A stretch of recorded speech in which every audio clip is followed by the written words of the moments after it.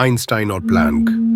20वीं सदी के आरंभिक वर्षों में दो जर्मन वैज्ञानिकों के निमित्त भौतिकी के क्षेत्र में एक महत्वपूर्ण घटना घट रही थी। एक घटना का नाम था जनरल रिलेटिविटी, जो अल्बर्ट आइंस्टाइन के माध्यम से रूपायित हुई। दूसरी घटना का नाम था क्वांटम थ्योरी, जो मैक्स प्लैंक के माध्यम से अस्तित्व में आई। जनरल रिलेटिविटी बड्ढी से बड्ढी चीजों के बारे में बात करती है, जैसे space, time, gravity, universe.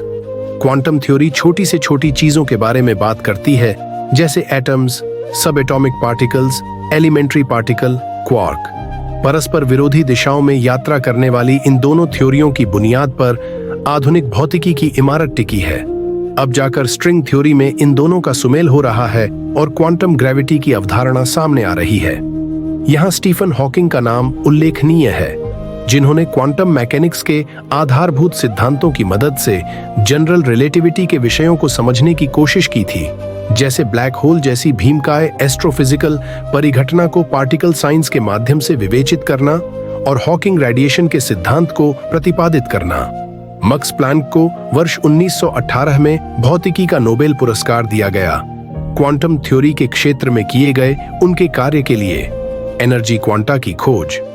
Planck ने पाया था कि एनर्जी क्वांटम स्वभाव की होती है। मैटर की तरह लाइट में भी पार्टिकल्स होते हैं। ये ही पार्टिकल्स फोटोन कहलाए। निष्कर्ष यह था कि लाइट भले ही एक इलेक्ट्रोमैग्नेटिक वेव की तरह यात्रा करती हो, लेकिन किसी ऑब्जेक्ट से टकराने पर पार्टिकल्स के रूप में विच्छिन्न होती है। यानी लाइट के स्वभाव में एक अवर्णनीय दोहरापन है। आगे चलकर यह वेव पार्टिकल द्वैत अनेक भौतिकविदों को सिर खपाने पर मजबूर करने वाला था। आइंस्टाइन 1915 में जनरल रिलेटिविटी का प्रतिपादन कर चुके थे, लेकिन बड़े मजे की बात है कि इसके लिए उन्हें भौतिकी का नोबेल पुरस्कार नहीं दिया गया। उन्हें भौतिकी का नोबेल दिया गया वर्ष 1921 में फोटो इलेक्ट्रिक इफेक्ट के नियमों की खोज के लिए। यह जनरल रिलेटिविटी के बजाय क्वांटम मैकेनिक्स का विषय था और आइंस्टाइन वास्तव में प्लैंक के काम को ही आगे बढ़ा रहे थे। वास्तव में अनेक लोगों का यह भी मत है कि प्लैंक नहीं, आइंस्टाइन ही क्वांटम थ्योरी के प्रतिपादक हैं। गर्वीला भौतिकविद उस नोबेल विडंबना पर मन ही मन व्यंग्य से मुस्कुरा बैठा होगा, क्योंकि यह संभव ही नहीं है कि आइंस्टाइन प्लैंक से प्रतिस्पर्धा नहीं रखते हों और स्वयं को उनसे अधिक प्रतिभाशाली नहीं समझते हों। ये और बात है कि प्लैंक अनेक मायनों में आइंस्टाइन के मेंटर थे। उन्होंने 1905 में युवा अल्बर्ट को फिजिक्स जर्नल में अपने 3 महत्वपूर्ण पेपर्स प्रकाशित करवाने में मदद की। तब अल्बर्ट बर्न के एक स्विस पेटेंट ऑफिस में नामालूम से कर्मचारी भर थे, लेकिन उन पेपर्स के प्रकाशन को आज भौतिकी की दुनिया में आइंस्टाइन के मिरेकल आयर, एनस मिरेबिलिस की तरह याद किया जाता है। इतना ही नहीं, प्लैंक ने 1913 में व्यक्तिगत तौर से आइंस्टाइन को बर्लिन आमंत्रित किया और उन्हें प्रोफेसर का काम दिलाया।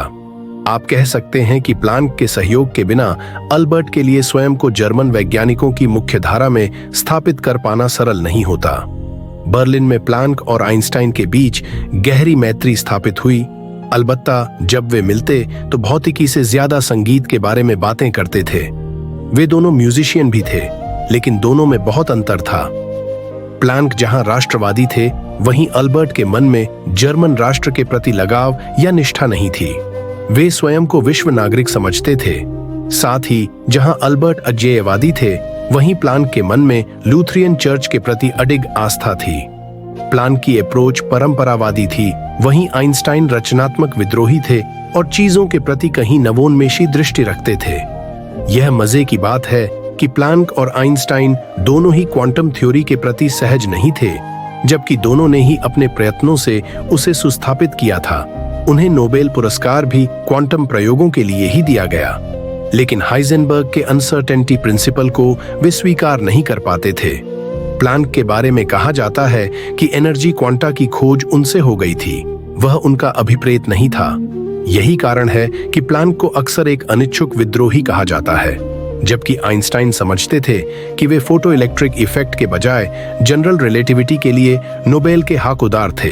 तो जहां एक द्वैत प्लैंक और आइंस्टाइन के बीच था, वहीं एक दूसरा द्वैत क्वांटम भौतिकी के साथ उस समय की प्रचलित भौतिकी के बीच भी था, जिसमें ये दोनों वैज्ञानिक एक छोर पर साथ खड़ी डीडीहे थे। कहीं न कहीं प्लांक और आइंस्टाइन दोनों न्यूटन के क्लॉकवर्क यूनिवर्स की प्रत्याशा रखते थे और नियमों को भंग करने वाले अराजक क्वांटम व्यवहार को अस्वीकार करते थे।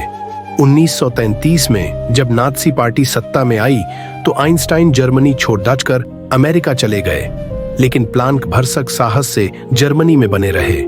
उन्होंने दूसरे वैज्ञानिकों से भी अनुरोध किया कि इस मुश्किल समय में अपने देश का साथ न छोड़ दें। यानी आइंस्टाइन ने अपने स्वभाव के अनुरूप व्यवहार किया, प्लांक ने अपने स्वभाव के। जर्मनी में प्लांक पूरे समय नात्सी विज्ञान, जिसे डॉयचे फिजिक कहा जाता था, से संघर्ष करते रहे और आइंस्टाइन फ्रिट्ज हैबर जैसे यहूदी वैज्ञानिकों और व्हाइट ज्यू कहलाने वाले हाइजेनबर्ग के पक्ष में तकरीरें करने से उन्होंने कभी संकोच नहीं किया।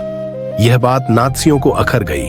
दंडस्वरूप 1936 में कैसर विल्हेल्म सोसाइटी के प्रेसिडेंट के रूप में उनके कार्यकाल को समाप्त कर दिया गया। 1945 में उनके बेटे एर्विन की नात्सी पुलिस के द्वारा हत्या भी कर दी गई थी। 1946 में दूसरे विश्व युद्ध के समापन के बाद जब रॉयल सोसाइटी ओनेफ लंदन ने आधुनिक भौतिकी के पितामह सर आइजैक न्यूटन की 300वीं जन्म जयंती मनाई तो जर्मनी से एक ही वैज्ञानिक को न्योता दिया गया, मैक्स प्लांक।